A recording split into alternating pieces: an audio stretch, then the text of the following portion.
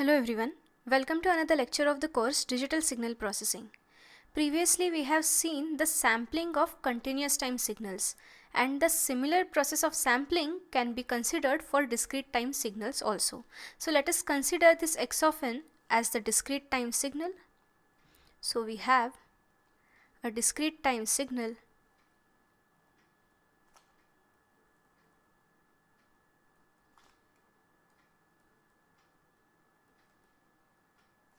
x of n,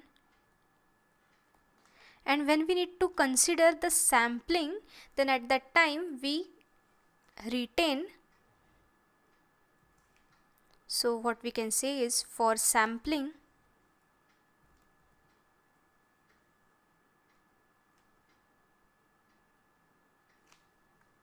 x of n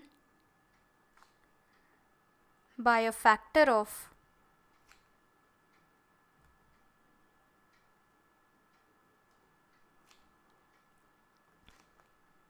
n, we retain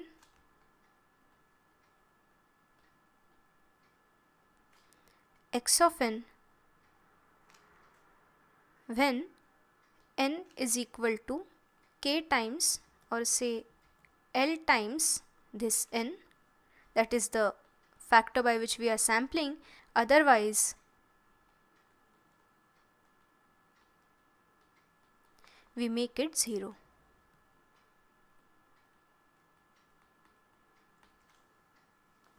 So suppose I have this signal and it starts with 0 here, then we have n located here, then 2n, 3n, and so on.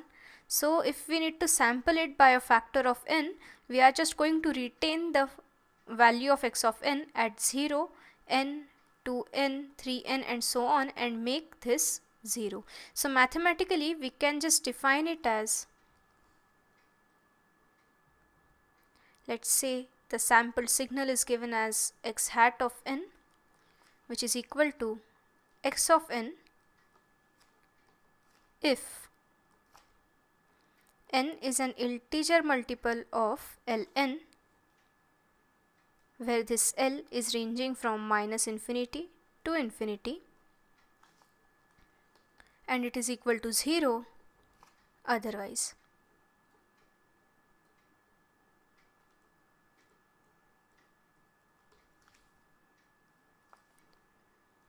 So let us try to understand how this sampling can be done.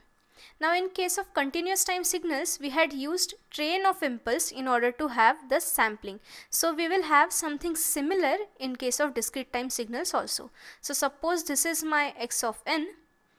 So I have this x of n, and let me consider a train of impulse, say p of n, and this p of n can be defined as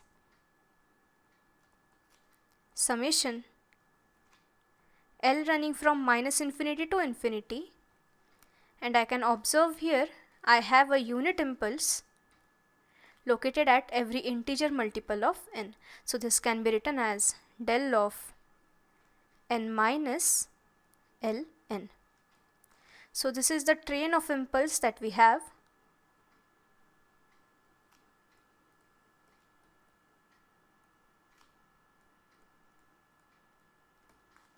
And the sampled version of this signal, that is, let's say x hat of n, can be simply obtained by multiplying this x of n and this p of n. So if we observe here, this signal value that is located between this 0 and n would be made 0, as we are having nothing between this 0 and n, rather we are having all zeros between this 0 and n. So therefore we would be having x of n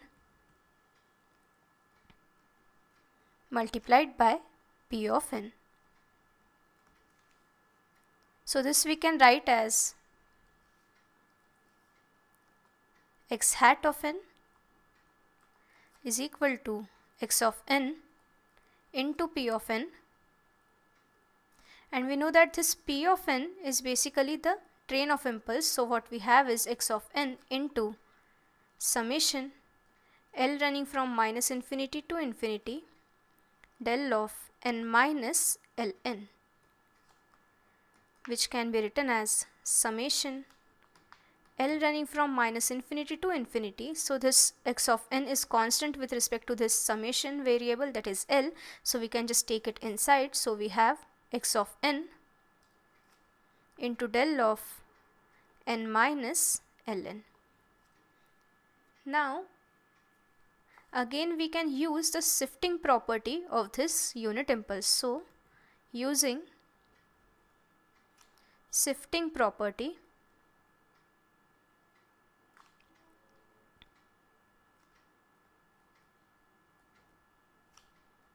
of unit impulse,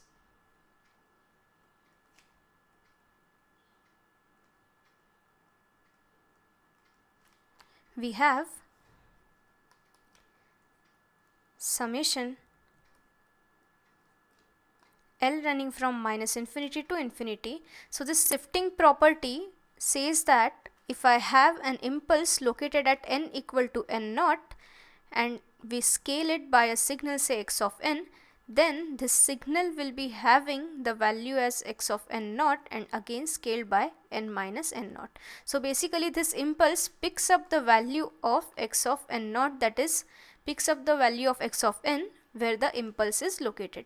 So what we have here is x of ln into del of n minus ln.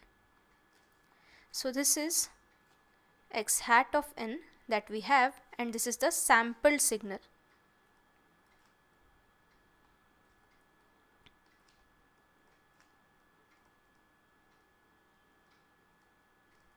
So all this derivation is with respect to the time domain.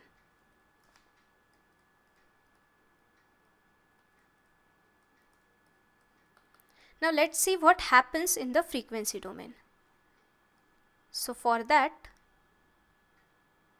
what we are going to consider is we have this x hat of n, the very initial step. So we have x hat of n as x of n into p of n. So it is equal to x of n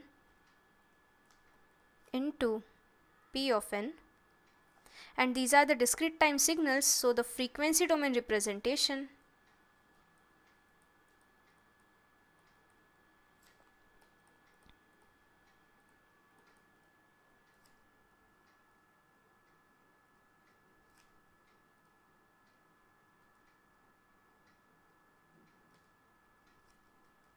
is given by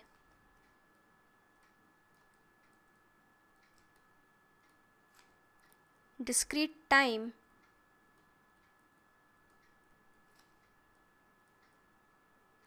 Fourier transform.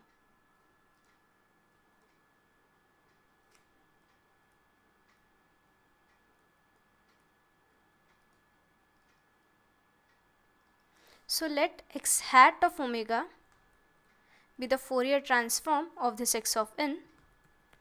So we have this x hat of n having dt ft as x hat of omega. Let x of n have a Fourier transform of x of omega, and let this p of n have a Fourier transform of p of omega. And we have multiplication in the time domain, and we know that if we have multiplication in time domain, we are going to get the convolution in the frequency domain with respect to the corresponding Fourier transform. Therefore x hat of n, which is given as x of n multiplied by p of n, will be having a Fourier transform as x hat of omega, which is given as 1 upon 2 pi x of omega being convolved with p of omega. So now in order to find this x hat of omega, we need to know the value of x of omega and p of omega. So let us first consider this x of omega. So let us consider what is the value of this x of omega. So for that we are going to consider that this x of n has maximum frequency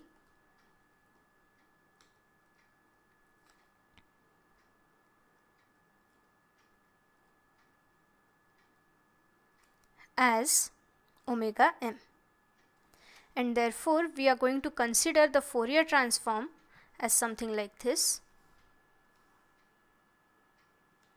So we have it like this. Let this be x of omega, and the plot can be given like this, where this frequency here is omega m, this frequency here is minus omega m, and we know that discrete time Fourier transform is periodic with respect to the period as 2 pi, so we would be having a replica at 2 pi as well as at minus 2 pi. So therefore we are going to have a replica at 2 pi, at minus 2 pi as well as at 2 pi. So this is the Fourier transform of x of omega. So this is x of omega and this is omega axis, and we are going to consider this as our x of omega.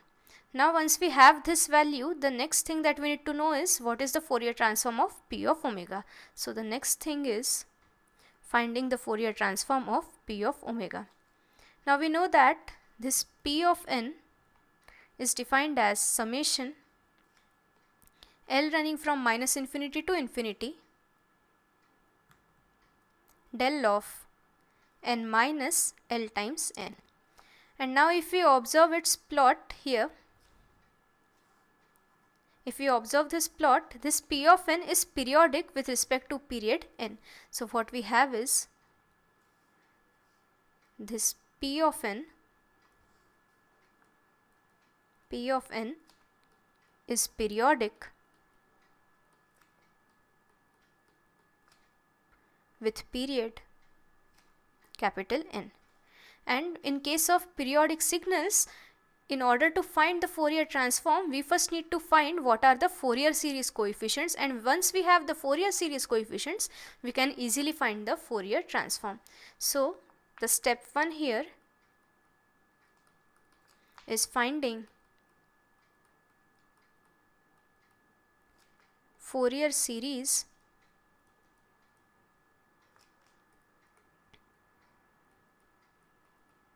coefficients.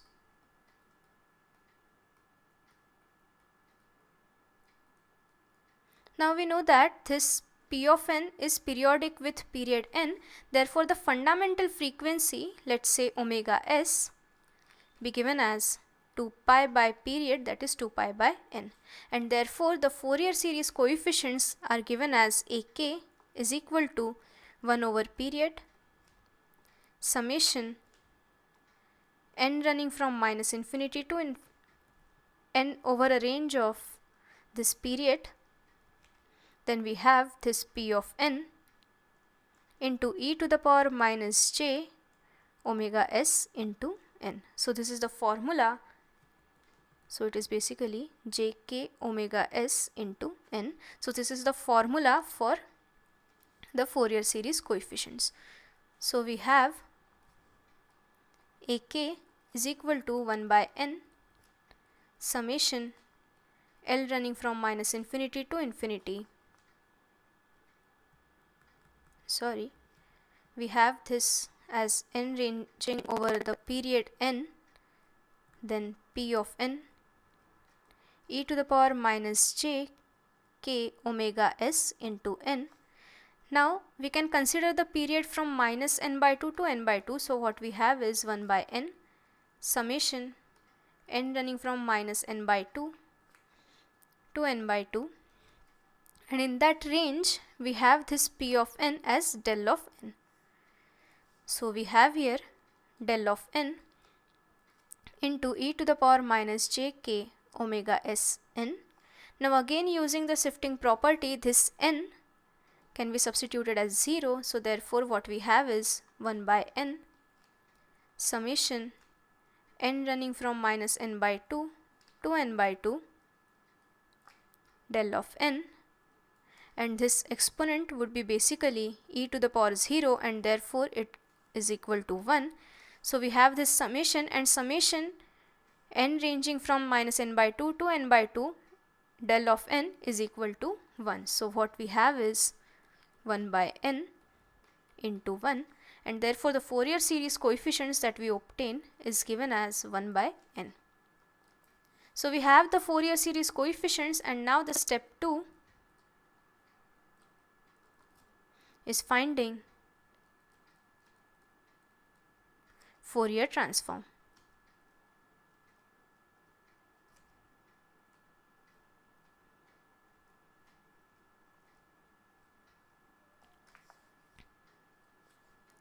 So the Fourier transform P of omega can be calculated as summation k running from minus infinity to infinity 2 pi a k into del of omega minus k times the fundamental frequency, that is omega s. So this is equal to summation k running from minus infinity to infinity 2 pi, the value of ak, that is Fourier series coefficient, was obtained as 1 by n. So it is 1 by n into del of omega minus k omega s. So this is equal to 2 pi by n summation k running from minus infinity to infinity del of omega minus k times omega s. Now we have the value of x of omega and p of omega. So now we can easily find the value of the Fourier transform of sample signal, that is x hat of omega, which is given as 1 upon 2 pi multiplied by x of omega convolved with p of omega. So this is given as 1 upon 2 pi. This x of omega is as it is here, and the value of p of omega is given as 2 pi by n summation k running from minus infinity to infinity del of omega minus k times omega s. So this 2 pi gets cancelled, and this n is a constant, so we can just take it outside. Moreover, this x of omega is constant with respect to this summation, so that can be taken inside the summation. So what we have is 1 by n summation k running from minus infinity to infinity x of omega convolved with del of omega minus k times omega s. Now again we are having here a convolution of x of omega with unit impulse. So therefore this convolution would be leading to this x of omega located at omega equal to k times omega s. So what we have is 1 by n summation k running from minus infinity to infinity x of omega minus k times omega s. So what we have, the value of x hat of omega is equal to 1 by n summation L running from minus infinity to infinity, this is k running from minus infinity to infinity x of omega minus k times omega s. So now if we observe this summation, so we can say that we are having replica of Fourier transform of the original signal, that is x of n. So the replica of x of omega is located at every integer multiple of omega s. So we have replica of x of omega but scaled by a factor of n located at every integer multiple of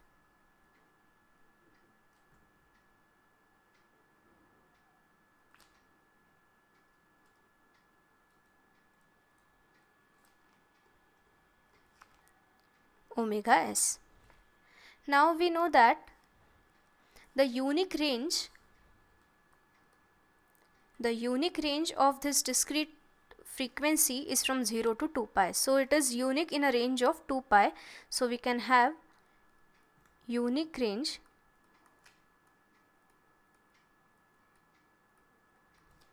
of omega is from 0 to 2 pi.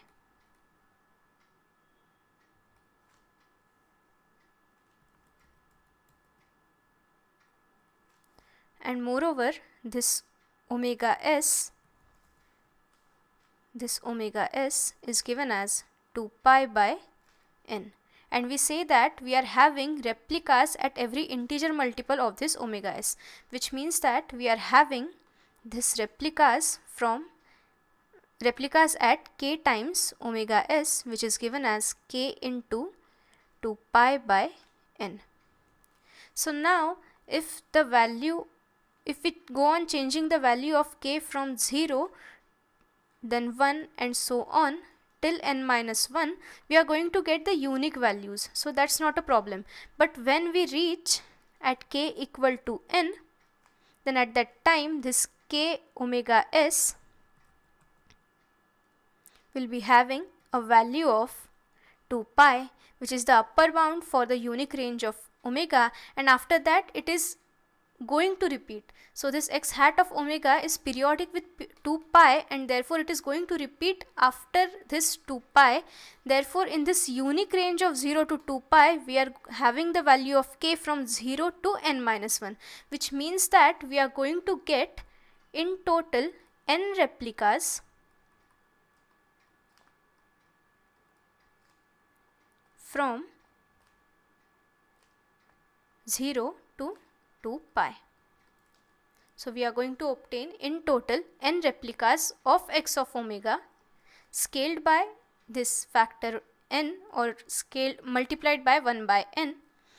So we are going to have n replicas. So to understand all these things better, let us consider a simple example. So let us consider this x of n given as simple 1, 2, 3, 4, and let us consider this p of n, which is given as so it is 0, then we have 1, so this 1 is located at n equal to 0, then again 0, 1, 0, 1, 0, and so on. So basically if we observe here, the sampling factor, that is n, is equal to 2. So we are considering every second sample of this x of n. So if we multiply this x of n into p of n, then we are going to get the sample that is located at 1.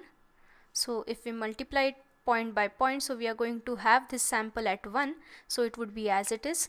The sample located at n equal to 1, so we would be having this sample located at n equal to 0. The sample located at n equal to 1 will become 0. The sample located at n equal to 2 would be remaining, and the sample located at n equal to 3 will become 0. So what we have is this p of n, x of n into p of n as 1, 0, 3, 0. So this is the value of the sample signal, that is x hat of n. So this is the sampled signal.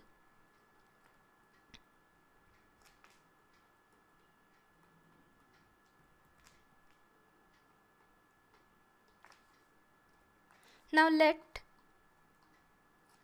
x of omega be the Fourier transform, be the discrete time Fourier transform of x of n, and we have this n as 2, and we have just derived that the Fourier transform of this x hat of omega is given by 1 by n summation k running from minus infinity to infinity x of omega minus k times omega s. So we have the Fourier transform, the DTFT of x hat of n given as x hat of omega which is equal to 1 by n summation k running from minus infinity to infinity del of x of k omega minus k times omega s. So this can be given as 1 by 2 summation k running from minus infinity to infinity x of omega minus 2 times omega s.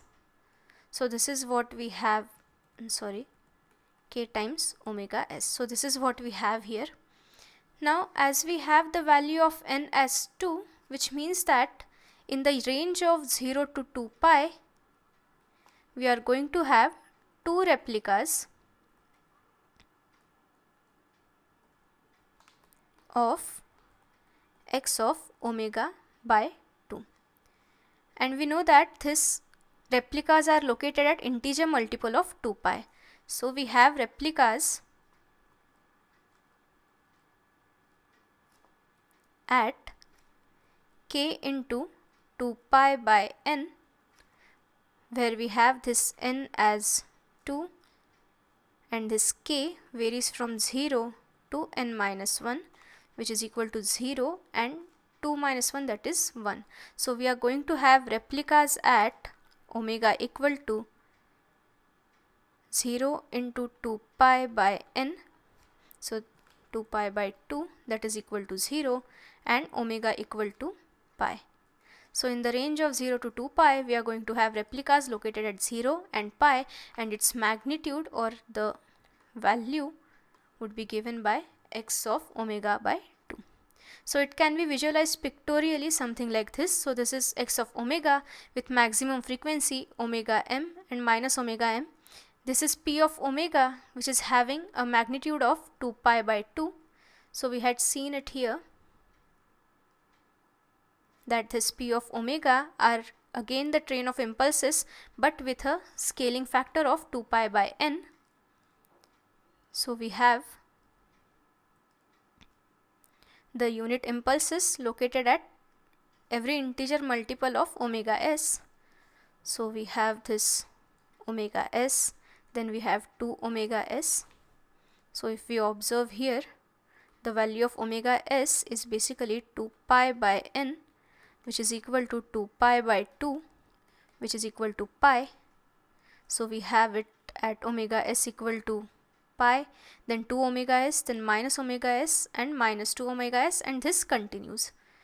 And the Fourier transform of the sampled signal is given as x hat of omega, where we are having replicas located at 0 and pi. So we are having replicas at two positions, that is 0 and pi, between 0 to 2 pi.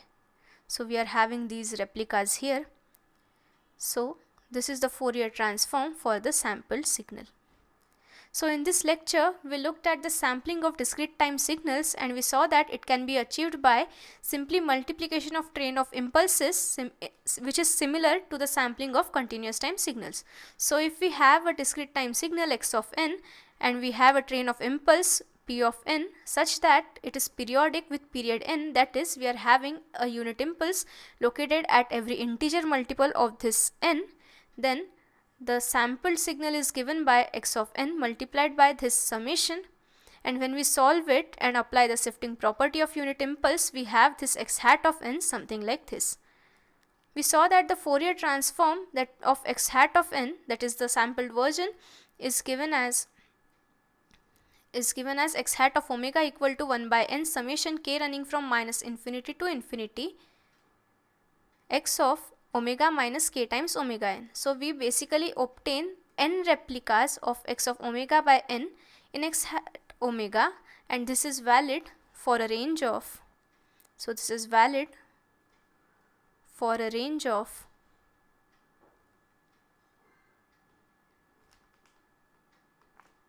0 to 2 pi, which is basically unique range